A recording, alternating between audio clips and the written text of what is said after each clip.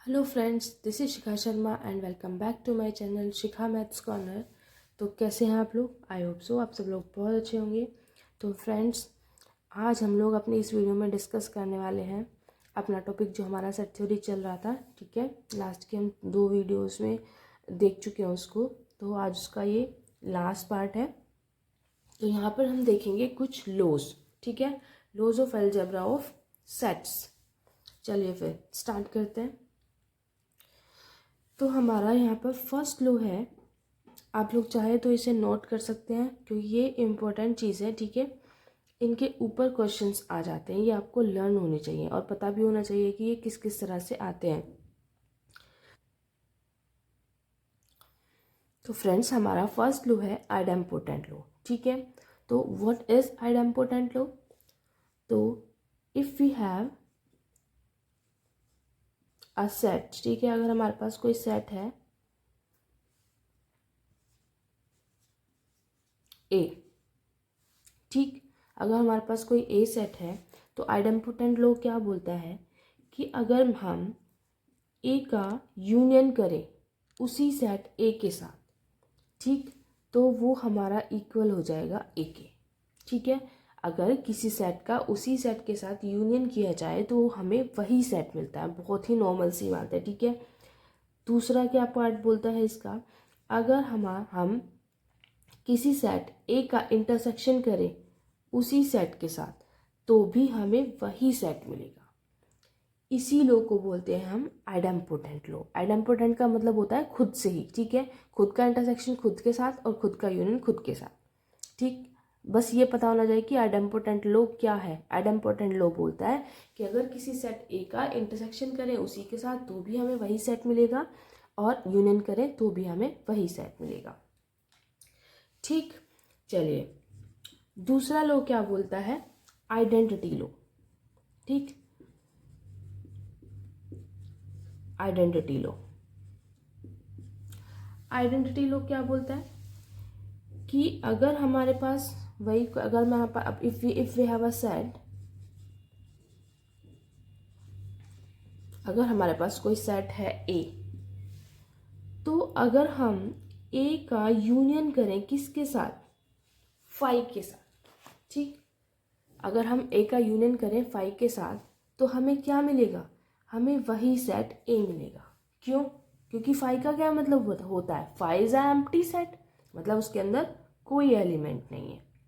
तो ए का अगर यूनियन करें 5 के साथ तो हमें क्या मिलेगा, वही वही वाला सेट मिल जाएगा जिसका हम यूनियन कर रहे हैं।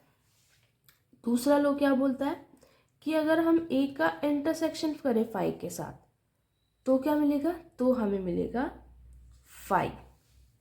ठीक, 5 ही मिलेगा क्योंकि 5 में तो कोई एलिमेंट नहीं है। अब 5 में कोई एलिमेंट नहीं है तो किसी भी एलिमेंट का इंटरसेक्शन करेंगे तो क्या मिलेगा, हमें 5 ही मिलेगा। ठीक, तो इसका थर्ड लॉ क्या बोलता है, तो हमारा थर्ड पार्ट क्या बोलता है कि अगर हम ए का यूनियन करें किसके साथ, यू के साथ, यू यहाँ पर क्या है, यू है हमारे यहाँ पर यूनिवर्सल सेट। ठीक है, तो हमें क्या मिलेगा, तो हमें यू ही मिलेगा। ठीक, क्योंकि यूनिवर्सल सेट से आप समझते हैं कि यूनिवर्सल सेट क्या होता है, जिसके अंदर सारे एलिमेंट्स होते हैं, मतलब जो सबसे बड़ा सेट होता है वो होता है यूनिवर्सल सेट। बाकी जितने भी, अगर कहीं पर भी यूनिवर्सल सेट और बाकी 2-3 सेट की बात होती है, इसका मतलब जो यूनिवर्सल सेट को छोड़कर बाकी के सेट हैं वो सारे क्या हैं, सब सेट हैं हमारे यूनिवर्सल सेट के। ठीक है, तो अगर हम ए का यूनियन कर दें किसके साथ, यूनिवर्सल सेट के साथ, तो हमें क्या मिलेगा, यू ही मिलेगा। ठीक, और फोर्थ पार्ट क्या कहेगा, अगर हम किसी सेट ए का इंटरसेक्शन कर दें यूनिवर्सल सेट के साथ तो हमें क्या मिलेगा, हमें यहाँ पर क्या मिलेगा, ए मिलेगा, क्योंकि ए छोटा सेट है यू बड़ा है। ठीक है, तो सारे एलिमेंट्स क्या होंगे, कॉमन होंगे। वो सारे कौन से एलिमेंट होंगे, जो ए के एलिमेंट होंगे। तो ये है हमारा आइडेंटिटी लो। ठीक, आइडेंटिटी लो क्या बोलता है, एक बार तो 5 के साथ हमने यूनियन और इंटरसेक्शन करा, अगर हम किसी सेट ए का 5 के साथ यूनियन करते हैं तो हमें वही सेट मिलेगा, अगर 5 के साथ इंटरसेक्शन करते हैं तो हमें 5 ही मिलेगा। ठीक है, सेम बात हम अगर यूनिवर्सल सेट के साथ करें तो यूनियन में हमें यू और इंटरसेक्शन में हमें वही सेट मिलेगा। ठीक है, तो ये तो था हमारा आइडेंटिटी लॉ। तो गाइस हमारा थर्ड लॉ है कॉम्यूटेटिव लॉज। ठीक है, कॉम्यूटेटिव लॉ क्या बोलता है कि इफ वी हैव, अगर हमारे पास दो सेट है, ठीक है, एक ए है, if we have two sets, ठीक, two sets A and B, ठीक, कि अगर हम किसी सेट ए का यूनियन करें बी के साथ, ठीक है, और अगर बी का यूनियन करें ए के साथ, तो हमें क्या मिलेगी, सेम चीज़ मिलेगी। ठीक है, यही तो बोलता है कॉम्यूटेटिव लॉ। सिर्फ क्या होता है, प्लेस चेंज हो जाता है कि अगर ए यूनियन बी करे तो वो इक्वल होगा किसके, बी यूनियन ए के। ठीक है, सेकंड क्या बोलता है, यही बात इंटरसेक्शन के साथ भी फॉलो होगी कि अगर ए का इंटरसेक्शन करें बी के साथ या फिर बी का इंटरसेक्शन करें ए के साथ, तो बात हमारी सेम है। ठीक है, तो यही है हमारा कॉम्यूटेटिव लॉ कि अगर ए यूनियन बी करें या फिर बी यूनियन करें, एक ही बात है, सेम आंसर मिलेगा। और अगर ए इंटरसेक्शन बी करें या फिर बी से इंटरसेक्शन ए करें तो भी सेम बात है। ठीक, अब बात करते हैं अपने एसोसिएटिव लॉ की। ठीक, एसोसिएटिव लॉ बोलता है कि अगर हमारे पास कोई तीन सेट हैं, if we have three sets, ठीक, कौन कौन से, ए बी एंड सी। ठीक है, अगर हमारे पास कोई तीन सेट है ए बी और सी, तो एसोसिएटिव लॉ क्या बोलता है, फर्स्ट पार्ट इसका क्या बोलता है कि अगर हम A union B union C करें, ठीक, या फिर ए यूनियन बी उसके बाद यूनियन सी करें, तो कोई फर्क नहीं पड़ेगा, एक ही बात होगी। ठीक, ये है हमारा associative law with respect to union. ठीक, अब हम बात करते हैं associative law with respect to intersection. ठीक है, A intersection B intersection C कर दे या फिर A intersection B intersection C कर दे, तो एक ही बात है, कोई फर्क नहीं पड़ेगा। ठीक है, या तो पहले बी और सी का इंटरसेक्शन कर दें और उसके बाद ए का इंटरसेक्शन करें, या फिर पहले ए और बी का इंटरसेक्शन कर दें उसके बाद सी के साथ इंटरसेक्शन करें। ठीक है, तो कोई इफेक्ट नहीं पड़ेगा। तो ये था हमारा एसोसिएटिव लॉ। अब बात करते हैं डे मॉर्गन्स लॉ की। ठीक है, डे मॉर्गन्स लॉ क्या बोलता है, if we have three sets,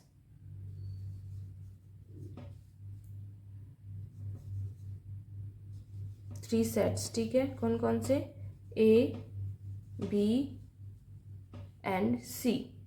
ठीक, तो डे मॉर्गन लॉ का फर्स्ट पार्ट हमारा क्या रहेगा, ये बहुत इंपॉर्टेंट है, ध्यान रखिएगा इस बात को कि ए यूनियन बी का जो होल डैश है, होल डैश से मतलब समझते हैं ना, कॉम्प्लीमेंट की बात हो रही है यहाँ पर, ए यूनियन बी का होल डैश बराबर होगा A dash intersection B dash की। ठीक है, यानी कि ए यूनियन बी का कॉम्प्लीमेंट बराबर होगा A complement intersection B complement के। ठीक, सेकेंड पार्ट क्या बोलता है कि ए इंटरसेक्शन बी का कॉम्प्लीमेंट किसके बराबर होगा, A complement union B complement के। मतलब कि यूनियन वाले में तो इंटरसेक्शन आ जाएगा और इंटरसेक्शन वाले में यूनियन आ जाएगा। कभी कभी ना ये एज इट इज़ आ जाते हैं और पूछ लेते हैं कि इनमें से डे मॉर्गन लॉ कौन सा है, तो ये याद रखने वाली बात है। ठीक है, चलिए आगे बढ़ते हैं। फ्रेंड्स, अभी तो हमने देखे थे कुछ फॉर्मूलाज, कुछ लॉज, और अब हम बात करेंगे कुछ फॉर्मूलाज की। ठीक है, तो जिसमें हमारा फर्स्ट फॉर्मूला क्या है कि जो ए और बी का डिफरेंस होगा वो हमारा बराबर होगा ए इंटरसेक्शन बी के कॉम्प्लीमेंट के। ठीक, और अगर बी माइनस ए का डिफरेंस करें तो वो इक्वल हो जाएगा ए कॉम्प्लीमेंट इंटरसेक्शन बी के। ठीक है, एक ही बात है, या फिर इसको ऐसे लिख लो, बस कॉम्प्लीमेंट चढ़ेगा ए के ऊपर, बी इंटरसेक्शन ए कॉम्प्लीमेंट। ठीक है, एक ही बात है, आया समझ में, इसमें दोनों में कोई भी एक सीक्वेंस सा बन रहा है कि अगर ए माइनस बी करेंगे तो वो बराबर होगा ए इंटरसेक्शन बी कॉम्प्लीमेंट के, अगर बी माइनस ए करेंगे तो वो बराबर होगा बी इंटरसेक्शन ए कॉम्प्लीमेंट के।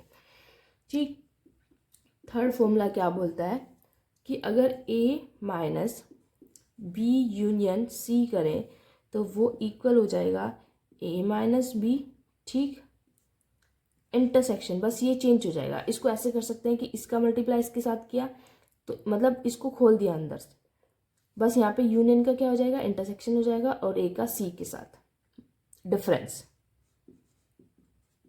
ठीक, ये बराबर हो जाएंगे।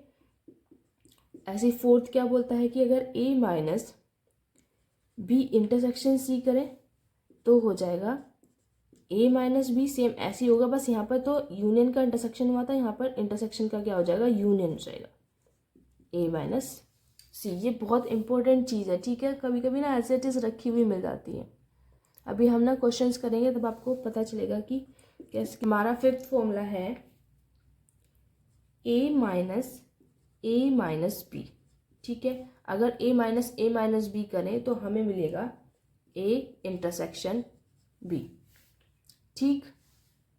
और इस वाले फॉर्मूले पे ना आया हुआ एक क्वेश्चन बहुत इंपॉर्टेंट है ये, ठीक है। नेक्स्ट है हमारा, अगर हम a माइनस बी, अगर हमारा a माइनस बी इक्वल है b माइनस ए के, ठीक है, तो ये चीज़ क्या बोलती है, इसका मतलब है दिस इज इम्प्लाइज दैट कि a और b जो है हमारे इक्वल है, ठीक है। अगर a minus B is equal to B minus A, it means a और b हमारे इक्वल है, ठीक। नेक्स्ट क्या बोलता है, यूनियन b अगर इक्वल है a इंटरसेक्शन b के, ठीक है। अगर a यूनियन b बराबर a इंटरसेक्शन b, तो ये भी क्या इम्प्लाइज करता है कि a और b हमारा बराबर है। कहने का मतलब है अगर a और b बराबर होगा तभी उनका यूनियन जो है वो इंटरसेक्शन के बराबर होगा, और अगर a और b बराबर होगा तभी उन दोनों का डिफरेंस भी बराबर होगा, ठीक। नेक्स्ट पे चलते हैं। नेक्स्ट क्या बोलता है कि अगर a का हम यूनियन कर दें a के कॉम्प्लीमेंट के साथ, ठीक, अगर a का यूनियन कर दें a के कॉम्प्लीमेंट के साथ तो वो किसके इक्वल हो जाएगा, u के। बहुत सिंपल है, क्योंकि a कॉम्प्लीमेंट क्या होता है, a कॉम्प्लीमेंट का मतलब होता है u माइनस ए, यानी कि पहले हमने u में से वो सारी टर्म्स हटा दी जो a में थी, ठीक है। अब a में से हटा के फिर दोबारा से यूनियन कर दिया उसका a के साथ, तो क्या मिलेगा हमें, u ही तो मिलेगा। बहुत सिंपल है। तो नेक्स्ट क्या बोलता है, नेक्स्ट बोलता है अगर हम a का इंटरसेक्शन कर दे किसके साथ, a के कॉम्प्लीमेंट के साथ, तो हमें क्या मिलेगा, हमें हमेशा 5 मिलेगा। बहुत सही बात है, क्योंकि a कॉम्प्लीमेंट का मतलब क्या होता है कि u minus A, it means u में से वो सारी टर्म्स हटा देना जो a के अंदर हैं। अब जब a कॉम्प्लीमेंट में वो टर्म्स ही नहीं है जो a में थी, तो a के साथ अगर उसका इंटरसेक्शन करेंगे तो क्या मिलेगा, 5 तो मिलेगा, कुछ भी कॉमन नहीं मिलेगा। चलिए, तो नेक्स्ट है हमारा कि अगर a माइनस बी, ठीक है, इसका इंटरसेक्शन कर दे किसके साथ, b के साथ, तो वो इक्वल हो जाएगा हमारे a यूनियन b के। बिल्कुल सही बात है। अगर a माइनस बी करें, इट मीन्स इसमें से वो वाली टर्म्स हटा दे जो किस में नहीं है, b में नहीं है, ठीक है, b में नहीं है बिल्कुल भी टर्म्स, a में है b में नहीं है, और फिर उसका इंटरसेक्शन कर दे किसके साथ, b के साथ, तो वो किसके बराबर हो जाएगा, a यूनियन b के बराबर हो जाएगा, ठीक है। तो ये हमारे फॉर्मूला थे, बहुत इंपॉर्टेंट थे, ठीक। तो इसी के साथ हमारा जो ये टॉपिक है सेट थ्योरी वो होता है हमारा ख़त्म, ठीक है। अब वीडियो के लास्ट में मैं आपको यहाँ पर देती हूँ 2 क्वेश्चन, ठीक है, जो आपको निकाल कर देखने हैं और पहुँचना है इनके आंसर तक। कुछ भी टफ नहीं है, बहुत ईजी है। और जो ये क्वेश्चन नंबर फर्स्ट है ना, ये तो इवन आया हुआ है लास्ट यूपीटीजीटी के एग्ज़ाम में, ठीक है, ध्यान से देखिएगा तो कर पाएंगे, ठीक है। तो एक बार मैं बता देती हूँ क्या है क्वेश्चन। क्वेश्चन क्या है, फॉर एनी 2 सेट्स ए और बी, क्वेश्चन नंबर फर्स्ट में कोई सेट ए और बी गिवन है, ठीक है, तो हमें बताना है कि ए माइनस बी किसके इक्वल होगा। 4 ऑप्शन दिए हुए हैं। ऐसी क्वेश्चन नंबर सेकंड में हमें 2 सेट्स गिवन है ए और बी, ठीक है, और एक वेन डायग्राम गिवन है। तो हमसे पूछा है जो वेन डायग्राम में शेडेड रीजन है ये क्या चीज़ रिप्रेजेंट करता है, ठीक है, तो वही बताना है आपको ऑप्शन में।